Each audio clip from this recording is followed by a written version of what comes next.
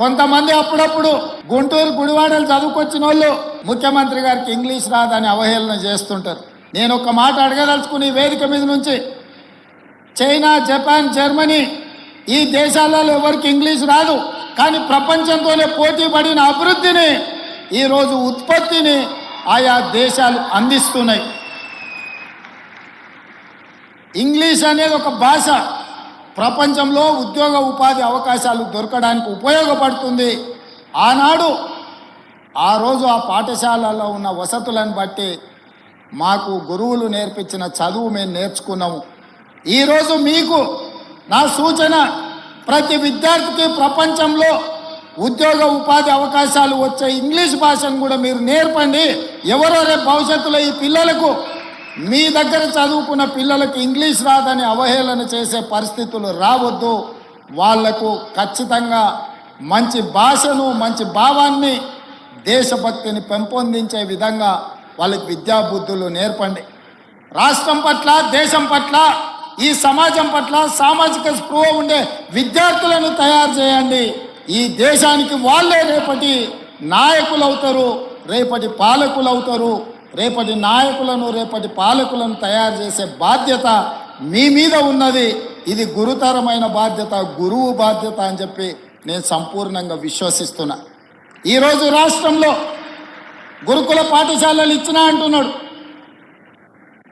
SC, ST, minority, OBC గురుకుల పాఠశాలలు ఇచ్చినా అని అంటున్నారు గత పాలకులు. నేను అడుగుతున్న, ఎవరికైనా ఎక్కడైనా మౌలిక వసతులు ఉన్నాయా? అక్కడో ఇక్కడో పిట్టగూళ్ళలోనో పోల్ట్రీ ఫాముల్లోనో ఈ పిల్లలు చదువుకునే పరిస్థితులు కల్పించారు.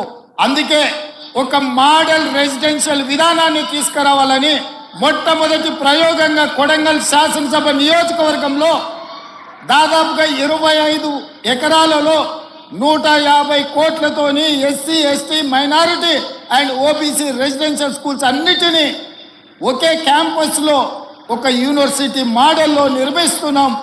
ఎకరాలలో మైదానాన్ని తయారు చేసి క్రీడా ప్రాంగణాన్ని అందించడం ద్వారా మానసికంగా, శారీరకంగా ఆ విద్యార్థులు రాటుదేలాలి, ఈ సమాజానికి ఉపయోగపడాలి అన్న ఆలోచన మేము చేస్తున్నాం.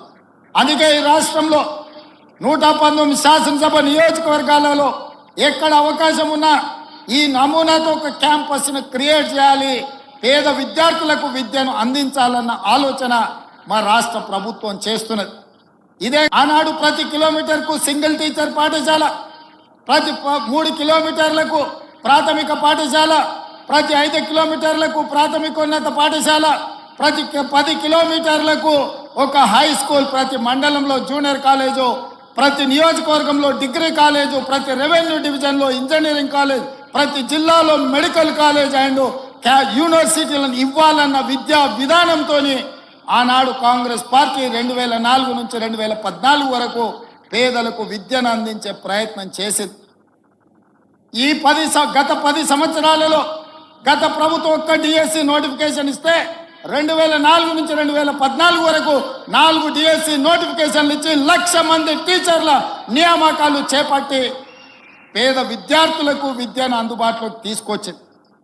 మరి గత ప్రభుత్వం దాదాపుగా సింగిల్ టీచర్ పాఠశాలలు రేషనలైజేషన్ పేరు మీద ఈరోజు 6,000 పైచిలకు పాఠశాలలను మూతవేసి పేదలకు, దళితులకు, గిరిజనులకు, వెనుకబడిన ప్రాంతాల యొక్క పేదల పిల్లలకు విద్య అందకుండా విద్యకు దూరం చేసి, బర్రెలను కాసుకునే వాళ్ళు బర్రెల్నే కాసుకోవాలి, గొర్రెల్ని పెంచుకునేవాడు గొర్రెల్నే కాసుకోవాలి, చేపలు పట్టుకునేటోడు చేపలే పట్టుకోవాలి, చెప్పులు కుట్టుకునేటోడు చెప్పులే కుట్టుకోవాలనే పథకాలు తీసుకొచ్చే ప్రయత్నం చేసింది.